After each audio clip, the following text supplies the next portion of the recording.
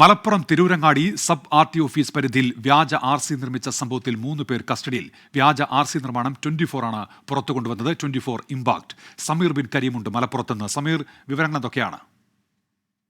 Unmesh, Tirurangadi sub RT ഓഫീസിന് കീഴിൽ പരിധിയിൽ 7 വ്യാജ RC നിർമ്മിച്ചു എന്നുള്ളതായിരുന്നു കേസ്. ഈ വാർത്തകൾ 24 പുറത്തു കൊണ്ടുവന്നിരുന്നത്.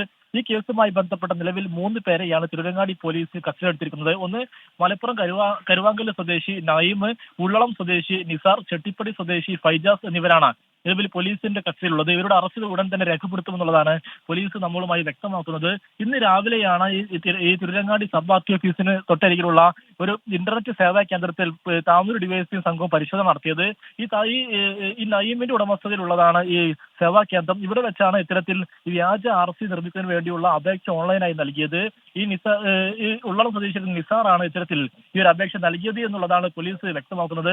ഫൈജാസിനും ഈ കേസുമായി ബന്ധമുണ്ട് എന്നുള്ളതിന്റെ അടിസ്ഥാനത്തിലാണ് 3 പേരെ നിലവിൽ പോലീസ് കസ്റ്റഡിയിലെടുത്തിരിക്കുന്നത്. ഇവരെ പോലീസ് വിശദമായി ചോദ്യം ചെയ്തു വരികയാണ്. അതോടൊപ്പം തന്നെ വ്യാജ RCയിലെ ഉടമകളായിട്ടുള്ളവരെ അവരുടെ വാഹനങ്ങൾ പോലീസ് നേരത്തെ തന്നെ കസ്റ്റഡിയിലെടുത്തിരുന്നു.